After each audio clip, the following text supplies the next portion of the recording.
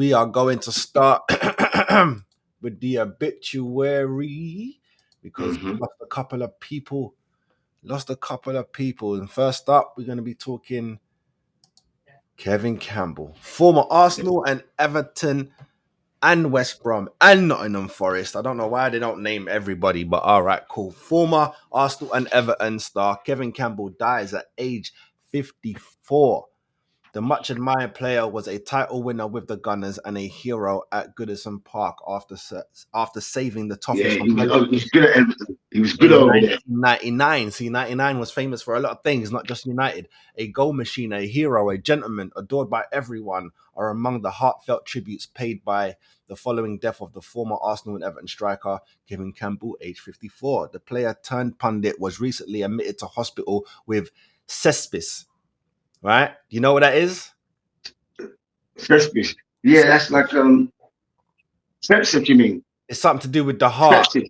Yeah, it's something because I had to look it up to Yeah, know yeah. what I was Because talking about. But it's that was something to one do of with the the heart. things when I went for my operations and all that, and that was one of the things I was worried about. Yeah, Me that's what getting I'm saying. that's Yeah. why All right. So am I getting that? Campbell was a title winner with the Gunners and a hero at Goodison Park again for the 999.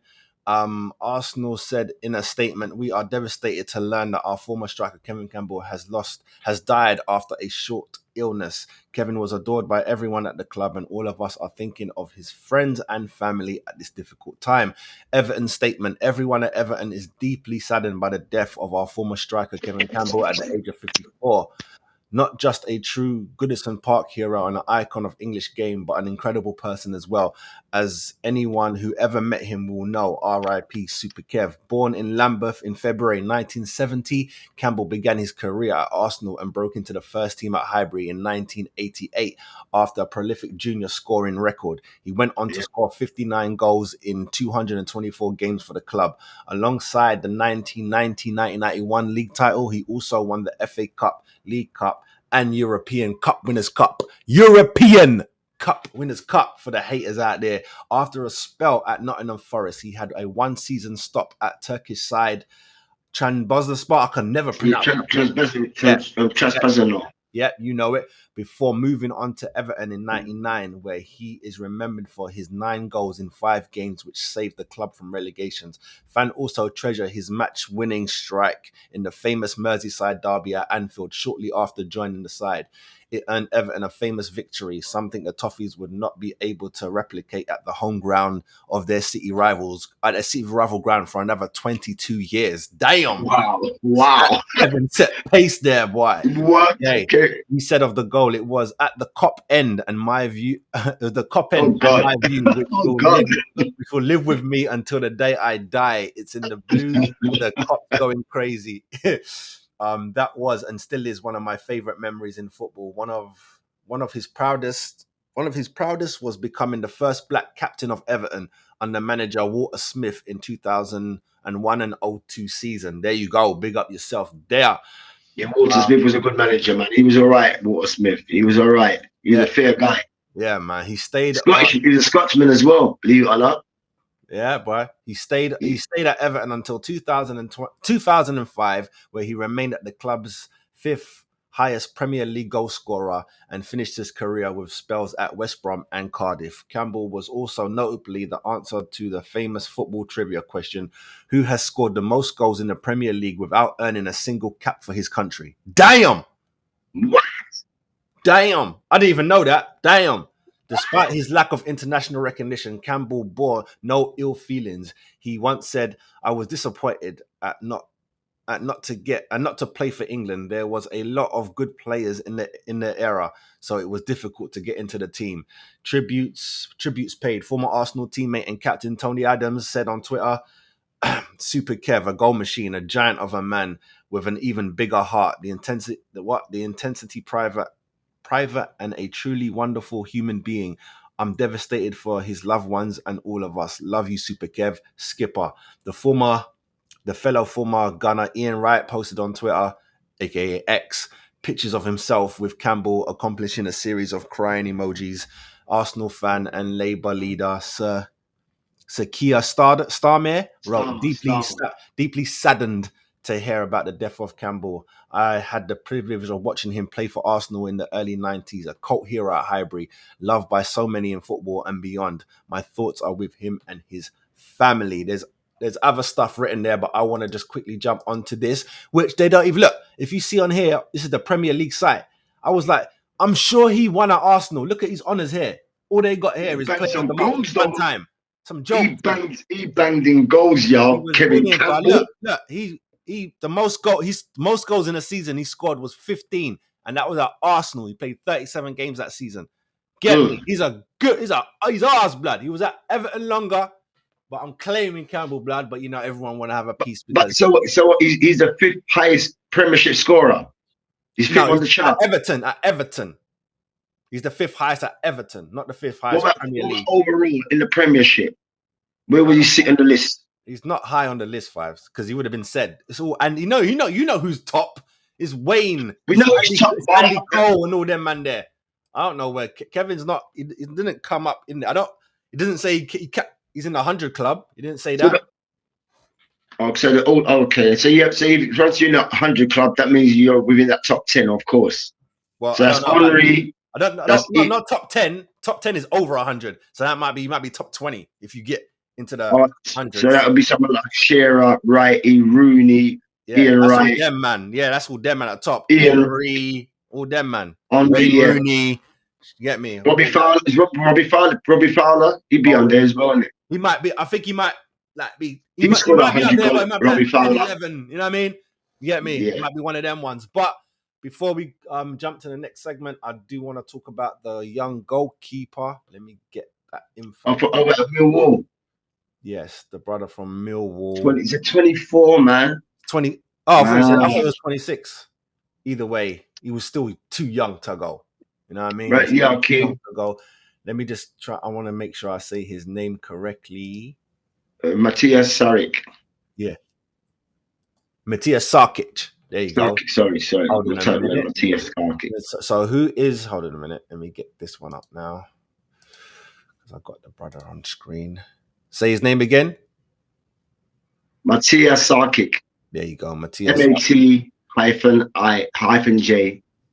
Yeah, Matthias. So on here... Hold on a minute. Let me get that up on here. Because this brother here... Okay. So Sarkic began his career at Aston Villa before loan moves to Wigan and Stratford Town. It was at Livingston in Scotland where he began to play first team football. Wolves signed... Say his name again. Sarkic? Matthias Sarkic. Mattia. I'm just going to go with his first name, Mattia. Wolves signed Mattia in 2020 before moves to Shrewsbury and Birmingham on loan. But it was at Millwall for his... It was at Millwall and for his country, Montenegro. I didn't even know that. See, he's Montenegro. Where he made... I've been Montenegro. I've been there. Where he made his biggest impact. Last season, he was the Lions' #1 keeper, making 33 appearances in all... Yeah, making 33 appearances in the whole. How many games in the season for Millwall? Is it 48? Yes, 40. It's about 40 over there. So Championship, League One and all that. He played the majority of that. He made 8 appearances for his country, including recent friendlies. What's that? Montenegro state-owned TV station reported that Montenegro. That he went for a walk with his pals, had dinner in a restaurant, and returned to his apartment early. He is believed to have told friends that he felt ill after waking up at around 6 a.m. this morning. They called the ambulance, but it was too late. What? So they don't even say what it was. He just wasn't feeling well. Brother, he just wasn't feeling nuts if you want. And that's the crazy thing. When people say that, I hear that a lot of it's crazy. People be like, they'll be like, I got a pain in my shoulder. I'm just gonna go have a lie down, or my head hurts. I'm just gonna go have a little lie down, and then they never wake up. That plays right, and this segues into exactly what happened to me. You remember, I had a little pain in my shoulder. Right? And I remember we're working out. Working out, and I went back and forth to the doctor. He said to me, I thought it was a muscle strain or a tendon tear or one of them things there. And unbeknownst to me, like I said, when I came home and saying, remember, I left my kitchen, come to my living room, and I sneezed and collapsed. That's when I found out that I had a tumor. Yeah. I had to sneeze and collapse, and even when I collapsed, bro, like I said, I was out by myself, bro. I was by myself, so I can only imagine what it was like for him. You know what I'm saying? Not feeling good, and you know, them things. As I said, because we don't know, because our body's always in fine tune, isn't it? We don't Yeah. expect these things. A little pain here, training. We're sports persons, bro. Yeah. And We work out. You know what I'm saying? you don't want to go. You don't want to go like doctors or hospital. This hurts a little bit. You think to yourself, it's just Yeah, something. It'll come off. yeah, Innit? I'll walk that off. That's exactly, what King. everyone thinks. I'll walk it off. But it's like, It happened to me, fam. what's the thing when you think you got everything? It's a name? When like I got a cold. Could you go? You think I got the flu. What's it called? There's a word for Corona. it's a word for someone who always thinks that they've got Signal. they've got whatever's going on. Now you can't be like that because you'd be in your doctor's every day or you'll be in the hospital every day. You can't do that. We know for a fact that sometimes the body just aches. You know what I mean? Sometimes the body just aches. The body does ache. You know what I'm saying? But sometimes you have to get stuff especially if it lasts long. That's the thing. If something is lasting long, go get that checked. No matter what it is. If you got a little in your eye, go get that checked. If it's lasting for over a week, go get that checked. Because stuff is not meant to last that long. So if you got a tooth pain and you're like, man, let's take 2 painkillers and keep it moving. Tooth is all connected to everything. You don't to your know. brain and all the rest of it. Exactly. Nervous systems and stuff. You just don't know. Because like you ever you getting a haircut, the barber's over here and down here's itching. He's shaving hair. No, the body is connected. Yeah, man. the brain, exactly. The receptors, isn't it? Yeah, the body and the nerves and everything is all connected. And it's all the receptors. It's all connected. It's all connected. There's people that have tooth pains, and you got like tumors up here, but the signal goes down to the tooth. I'm going to see my Bridget's daughter because my Bridget died. She's had a tumor. She's still got a tumor, a brain tumor. This is why I've been helping her out with the soursop. Basically, my Bridget stressed out about it so much. It took his own life. So basically, kind of sacrificed his life for his daughter.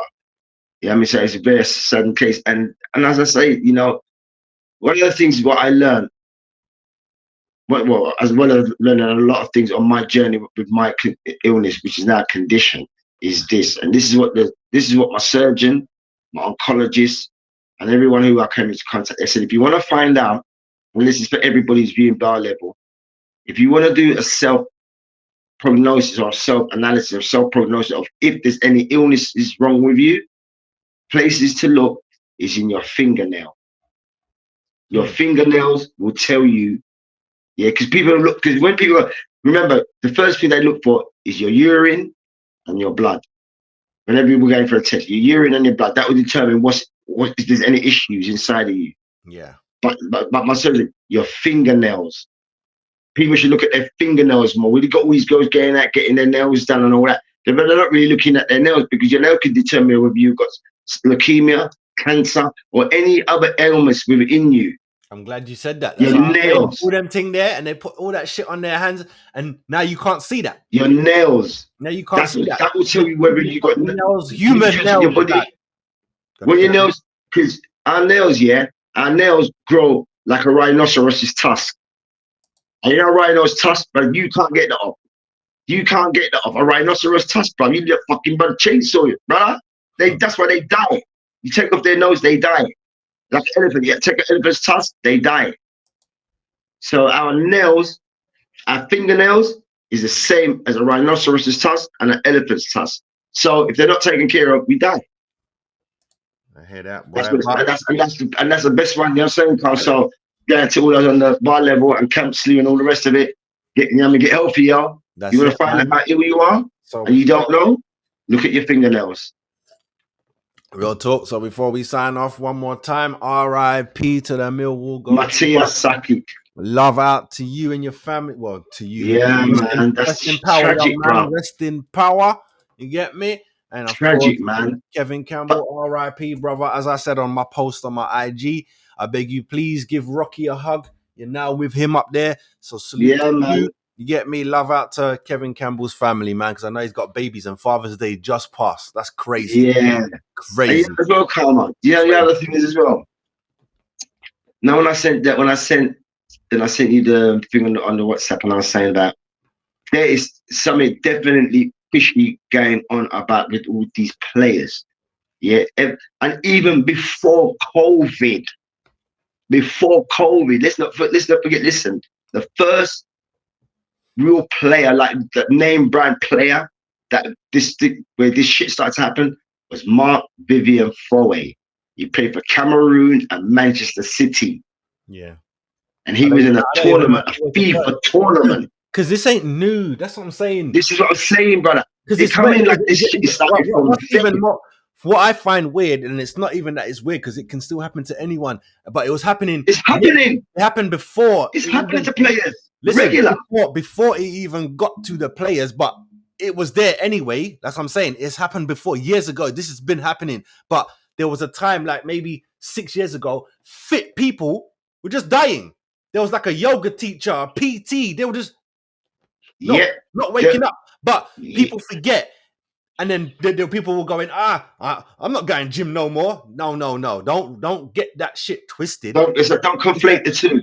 It's a human body because you can put a baby to sleep and the baby won't wake up the next day. What are you going to do? Say you're not going to bed no more? Exactly. You're not going to say that. People can just, the human body can just turn off. It can just do that. Yeah, of course it does. That's what the human body's built for that. We are just great. The human body is perfect. It can heal itself in certain situations. It can do so much things. And it can just shut down. It can just turn off. It can. Well, of course it can. It happened to me, brother. It just doesn't happen every day. But no, when it happens to these fit people, sometimes they're not even the fittest people in the world just because they play sports. Like I read in Dean's book. When we signed Carnu, Carnu was born with a heart. That's right, Carnu. He had a dodgy chest, Carnu. That's right. Know that. He had a dodgy heart. That's right. He had to have longer. When they do their test before we sign. Yeah, that's right, Carnu. That's right. I was sitting there with him. And the doctor going after every test. Is he good? Doctor said, yeah, he's okay. Can I give him a 4-year contract? Can I give him a 5-year contract? Yeah.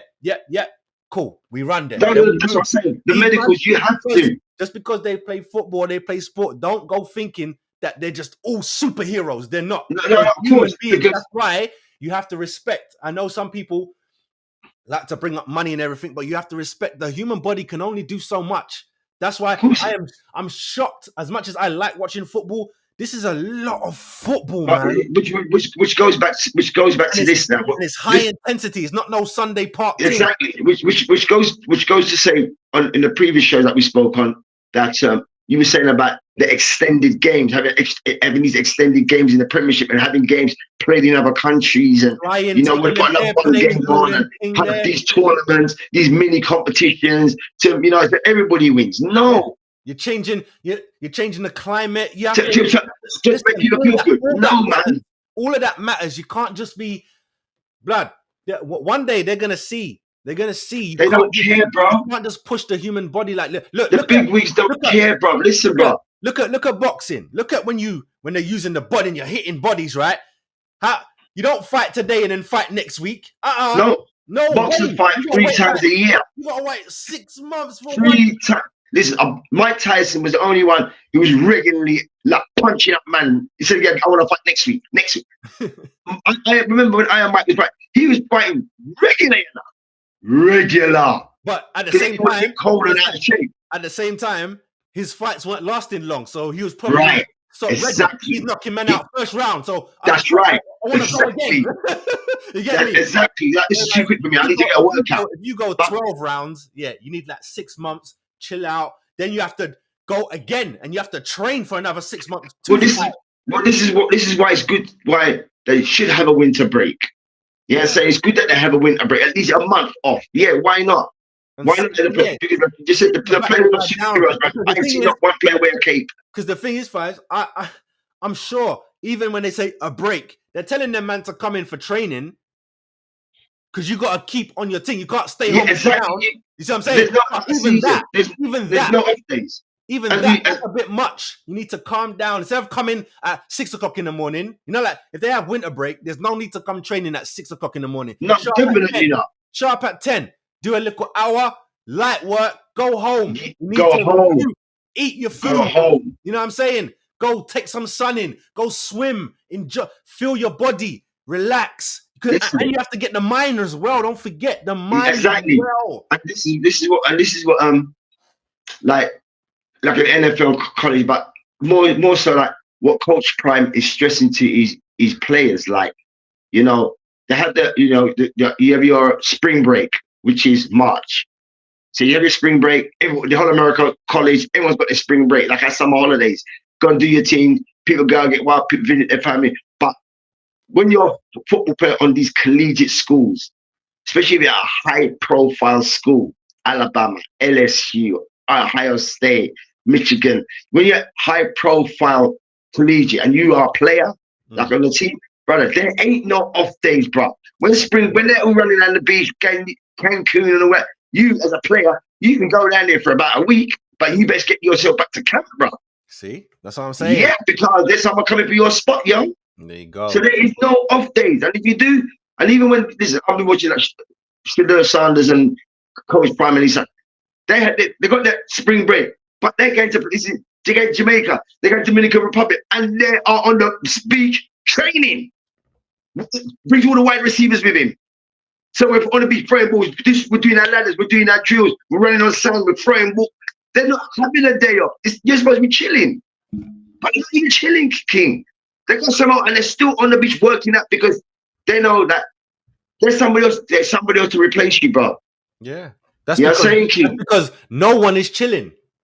No one is chilling, so there's no one chillaxing. Yeah. No one. No one can chill. If no one is chilling, you can't chill. If you want to be number one. But again, that is not good for the body. It's not good. When you see what it is, Connor? Not good. We look at it like you said.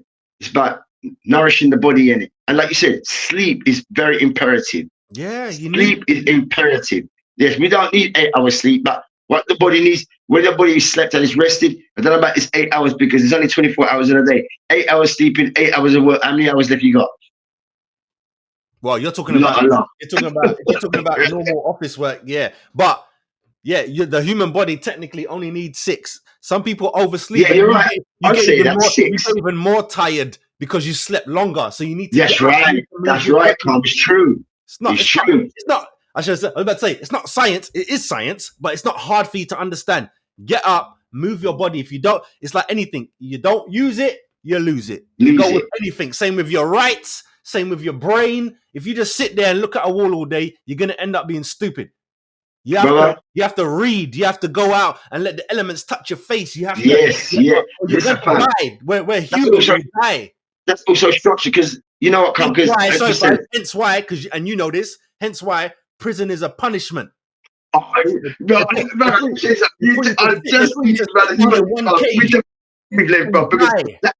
thing I was just going to come to because you saying about moving the body, and this is the thing because like when I was in the Iron Curtain, yeah, just know because people out here who's never been to the Iron Curtain. As I said, the parallels was COVID. That was a parallels, and that's what I'm saying to people. That was a parallel because when you're in the Iron Curtain, you're on a kind of regime. Bell goes, every man is up. No one is sleeping in. Every day. No one is sleeping in. If you're sleeping in, that means you're sick. And if you're sick, you stay in your cell. You stay in your pad. You stay in your pad. Nobody wants to be sick, bro. And it's the easiest place to get sick. Easy. Because everyone's there. Where you going? Place to get sick, bro. You know who's coming in, what they're carrying. You have to quarantine up in that place in the Iron Curtain, bro. That's crazy. Yeah, so it is about moving the body, getting up, and structurally doing your thing. And that Iron Curtain made us maybe structurally do our things every morning. Everybody's up. You're doing something. You go to school, education, gym, working. Everybody's doing something. There ain't none of this. Oh, you got the taxpayers paying for you. Fuck that. Yeah. They pay for the tools, and you have to work. Might have to clean the jail. You got to clean the prison, and you get paid less than 30 quid. You know what I'm saying? But the mind again, because when you're in the Iron Curtain, it depends on your custodial sentence.